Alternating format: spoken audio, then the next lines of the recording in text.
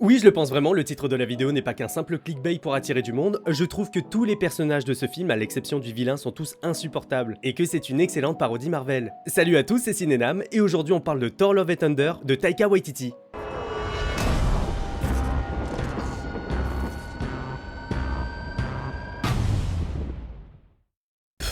Quel gâchis. Il y a zéro exagération ni abus de ma part, tout ce film et tout le potentiel dramatique et les enjeux développés par la franchise ont été gâchés. Vous vous souvenez de la vanne dans Thor Ragnarok avec la pièce de théâtre qui retraçait de manière parodique la vie de Thor? Eh ben ce film est à l'image de cette scène. Le réalisateur a fait de Thor 4 une pure comédie de 2 heures aussi drôle que le film super-héros movie. Gâchis pourquoi? Eh bien tout simplement parce que Taika Waititi avait du caviar entre les mains. Un personnage et une mythologie au potentiel épique, tragique et dramatique qui se suffit à lui-même. Pas besoin d'en faire des caisses pour le rendre rigolo et aussi lourd. Oui, je sais que globalement il y a de l'humour chez Marvel, et c'est d'habitude assez bien dosé. C'est la formule, c'est dans le cahier des charges, on le sait depuis le début, ça m'a jamais vraiment posé problème. Les films Marvel, contrairement à la concurrence, sont de toute façon plus colorés et avec de l'humour, et j'en suis friand. Mais là c'est abusé, Waititi il a tourné le curseur beaucoup trop à fond.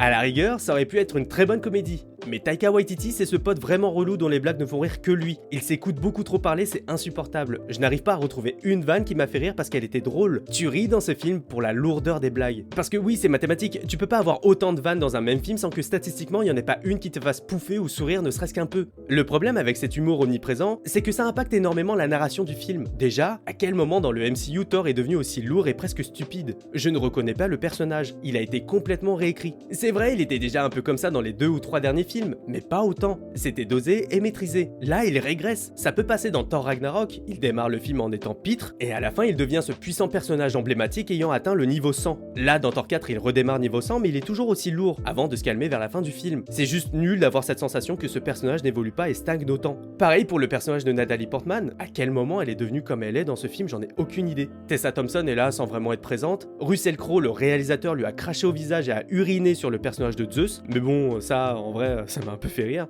Reste Christian Bale, toujours aussi investi dans ses rôles. Il porte à lui tout seul le drama du film et incarne ici ce qui est pour moi un des meilleurs vilains depuis Thanos dans le MCU, tant au niveau esthétique que dans le personnage lui-même. Enfin, du côté de la direction artistique, y a pas grand chose à dire, c'est comme d'habitude bourré de fond vert et d'images de synthèse. Ça coûte visiblement beaucoup moins cher d'incruster un casque sur Jane Foster ou de lui faire porter un marteau en CG plutôt qu'un vrai accessoire, je peux l'admettre. Mais au-delà de ça, c'est pas inspiré, pas spécialement joli, c'est vu et revu. C'est tellement pas beau que très souvent on a l'impression d'être devant un clip promotionnel ou une communication commerciale, tant au niveau de l'esthétique que du jeu. Ça titille tellement la parodie qu'on dirait parfois de très mauvaises publicités télévisées. C'est dire.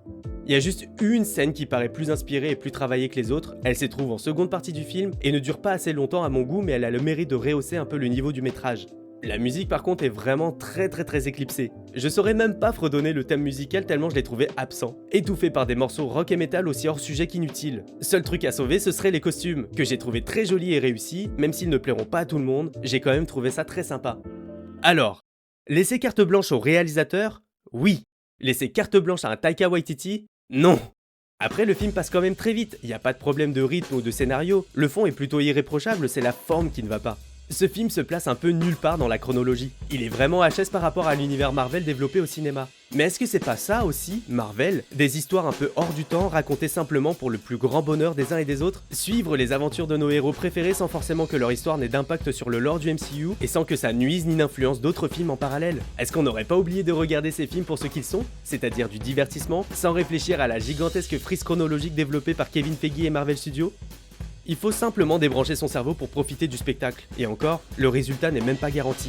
Thor n'est plus un dieu, son réalisateur l'a massacré. Waititi fait un meilleur Gore le boucher des dieux que celui incarné par Christian Bale.